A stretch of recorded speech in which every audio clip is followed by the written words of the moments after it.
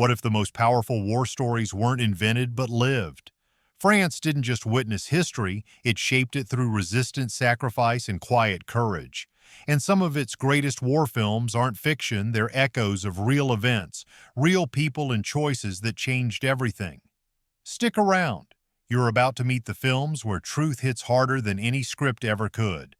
La Grande Illusion, 1937.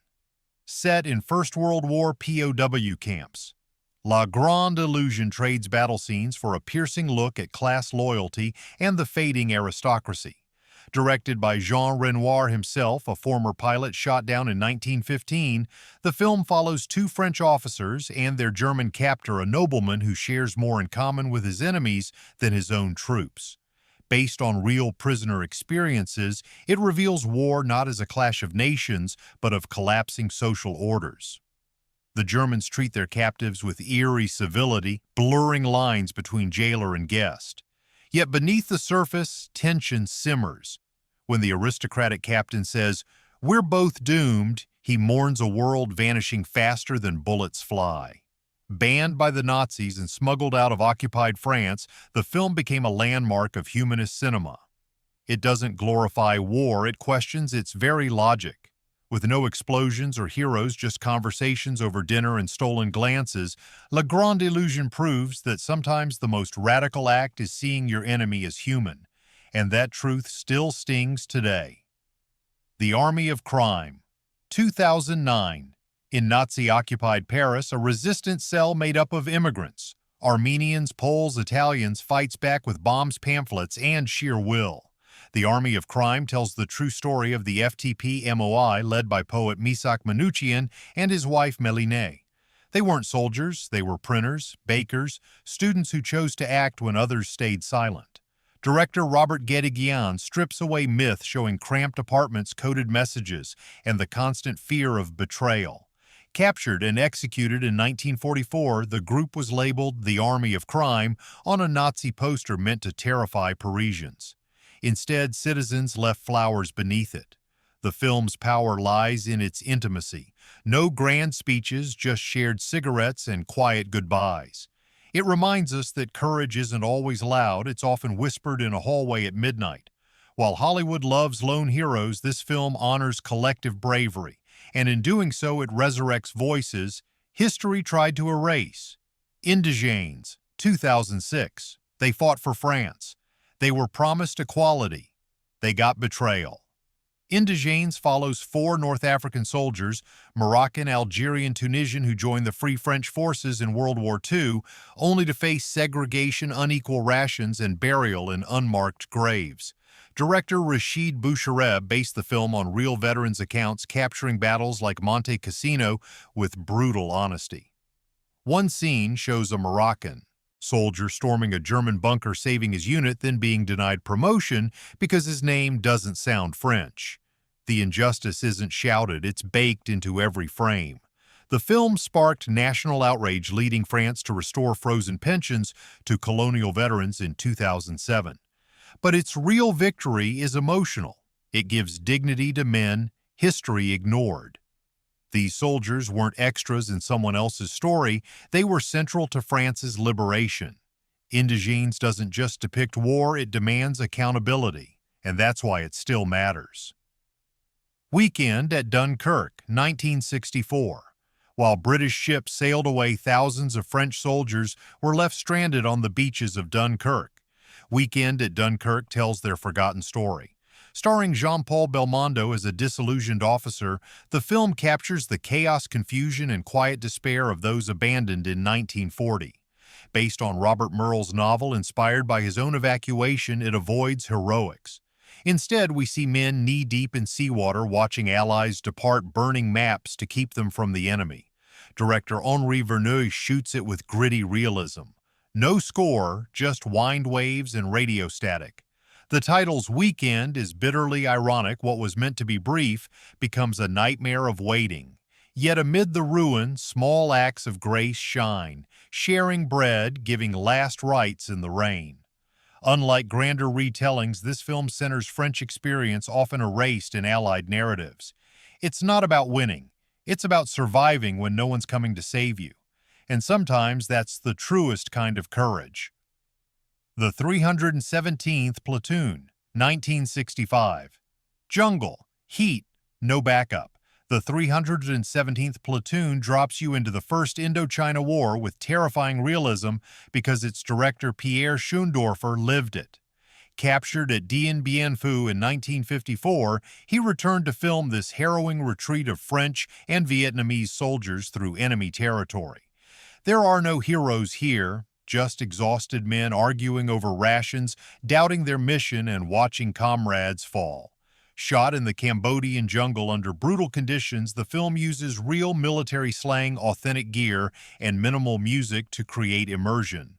One scene shows a river crossing under fire, no drama, just sudden splashes and silence. The film also confronts colonialism. French officers treat their Vietnamese allies as second-class breeding tension that mirrors France's larger failure. Winner of Cannes' Grand Prix, it influenced Apocalypse Now and redefined war cinema. But its real power is moral. It shows war not as adventure, but as a slow unraveling of humanity. And that truth still echoes in every jungle conflict since. Dien Bien Phu, 1992. Dien Bien Phu isn't just a film, it's a reckoning. Directed by Pierre Schoendorfer, who was captured there in 1954, it recreates the battle that ended French colonial rule in Vietnam.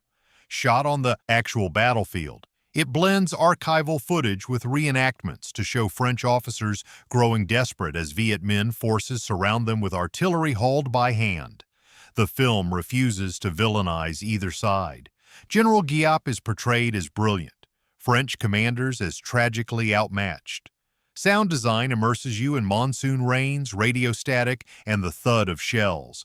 One scene shows a medic working as his bunker collapses, no music, just crumbling earth. There's no victory here, only surrender. When the French flag falls, it's not with fanfare, but shame. Released decades later, the film forced France to confront a buried chapter. It's not propaganda, it's a memorial, and in honoring both sides, it achieves something rare. Truth without blame, because sometimes the most important battles aren't won, they're remembered. Free Men, 2011.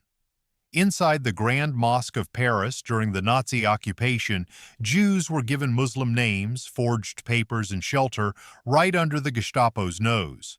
Free Men dramatizes this true story with quiet power. Directed by Ismail Farouki, it follows Yunus, an Algerian black market trader pressured to spy on the mosque's rector, Si Kadour Bengabret.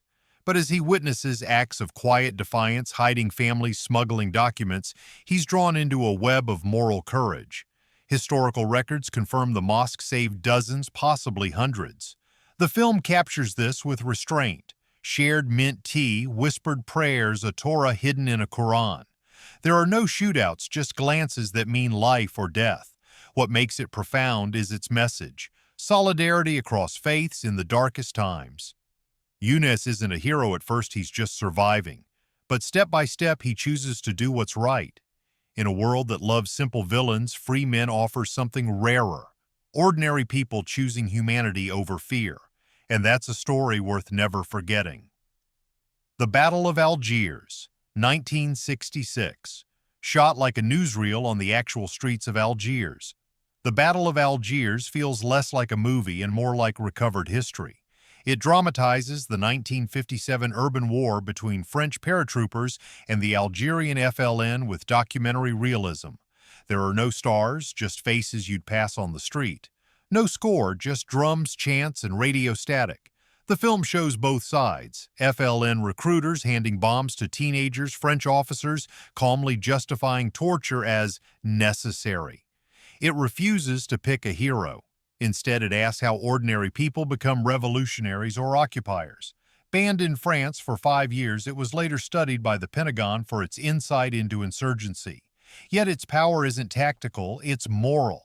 When a woman plants a bomb in a cafe, we see her nervous hands, then the explosion. No judgment, just cause and effect. The Battle of Algiers isn't anti-French or anti-Algerian, it's anti-lie. And in an age of endless conflict, that honesty still cuts deep. Joyeux Noël. 2005. On Christmas Eve, 1914, enemies laid down arms, sang carols, and played soccer in no man's land. Joyeux Noël proves this wasn't a myth, it was real. Directed by Christian Carillon, the film weaves French, German, and Scottish soldiers into a night of shared humanity. A German tenor sings, "Silent Night." A Scottish bagpiper answers. Soon, men exchange chocolate photos and quiet words. The film doesn't ignore the war's horror. Before the truce, we see mud rats and trauma. But that night, pure grace. Candles in the snow, a shared mass. Of course, command crushes it. The men are punished, scattered so they'll never meet again. Based on real letters and diaries, the film captures the fragility of peace. Today, that night is commemorated across Europe as proof that even in hell, empathy can bloom. Joyeux Noël isn't a war film. It's a reminder that the enemy is often just a man missing his family just like you. The Assault, 2010. In December 1994, Air France Flight 8969 was hijacked in Algiers by extremists demanding prisoner releases. When it landed in Marseille, France's elite GIGN unit launched one of the most daring rescues in history. The assault recreates every moment with chilling accuracy based on declassified reports and survivor accounts. Director Julien Leclerc avoids Hollywood flair. The hijackers are calm, methodical. The GIGN operators rehearse for days, knowing one mistake means death. The raid unfolds in near real time. Flashbangs, shouts, smoke, then silence. Real heroes emerge not as action stars, but as professionals doing a grim job. The film honors Captain Thierry Prugnot and the flight crew who smuggled weapons past guards. Afterward, France's counterterrorism reputation soared, but the film ends not with cheers but with survivors hugging in the rain. The assault proves that real courage isn't flashy, it's precise, prepared, and profoundly human. And in a world of chaos, that discipline saves lives. The Roundup, 2010. Some of France's darkest days weren't fought on the front lines, they unfolded in its own streets. The Roundup La Raffle brings to life the July 1942 Veldiv Roundup, when over 13,000 Parisian Jews, many of them children, were arrested by French police and held in the Vélodrome d'Hiver before being sent to Nazi camps. Directed by Rosalind Bosch and based entirely on survivor testimonies and government records, the film centers on Joe Weissman, a young boy whose innocence collides with unimaginable cruelty, and Annette Monod, a Red Cross nurse determined to bring compassion into a place stripped of it. Every frame drips with realism, the suffocating heat inside the velodrome, the cries echoing through the halls, the haunting silence of the French neighbors who watched it happen. Jean Reno and Mélanie Laurent deliver powerful performances that remind us complicity often wears an ordinary face. There are no battlefield explosions, no triumphant rescues, only the unbearable truth of what silence costs. When Joe escapes, it's not victory. It's survival burdened with memory. The Roundup forces France to confront its role in history, not to shame, but to ensure it's never forgotten. Because sometimes the hardest war is the one a nation fights with its own conscience. The Officer's Ward, 2001. War doesn't always end when the guns fall silent. Sometimes it just moves indoors to a hospital room where mirrors are banned and men learn to speak with jaws wired shut. The Officer's Ward tells the haunting true story of French soldiers who survived the trenches of the First World War only to face a different kind of battle, learning to live with faces shattered beyond recognition. Based on Marc Dugan's semi-autobiographical novel inspired by his grandfather's experience, the film follows Adrien, a young officer hit by shrapnel in 1917. He wakes up in the Val-de-Grâce military hospital in Paris, surrounded by men whose injuries are so severe they're called the mutilated. What follows isn't a tale of recovery, but of redefinition. The film avoids melodrama. Instead, it lingers on small moments. A man trying to sip broth through a straw, another practicing speech in front of a hidden mirror, a nurse gently adjusting a prosthetic nose. The real horror isn't the wounds, it's the world outside. Families don't visit. Women look away. Society wants heroes, not reminders of war's true cost. Director François Dupeyron films it with clinical precision yet deep compassion. There's no villain here, just a system unprepared for the human wreckage it created. Yet amid the pain, there's dark humor, brotherhood, and even love. Adrien falls for a nurse who sees him, not his scars. The film's climax isn't a battle, it's Adrien finally looking at his reflection and choosing to keep going. The officer's ward is a quiet masterpiece because it dares to show war's aftermath not as a footnote, but as the real war. And in doing so, it gives voice to the thousands history forgot. The Mark of the Angels, Miserere, 2013, Cold War Berlin, Secret Files. A French engineer working for a tech firm stumbles onto something he shouldn't have. Proof that the Soviet Union is stealing Western technology on a massive scale. Instead of staying quiet, he copies the documents and hands them to the French intelligence service. What follows isn't a spy fantasy, it's the true story behind the Farewell Dossier, a leak so explosive it helped accelerate the end of the Cold War. The Mark of the Angels. Miserere dramatizes this real-life espionage thriller with taut pacing and grounded realism. Starring Jean-Hugues Anglade as the engineer and Guillaume Canet as the intelligence officer, the film captures the paranoia of the early 1980s, bugged phones, dead drops in metro stations, and the constant fear of being watched.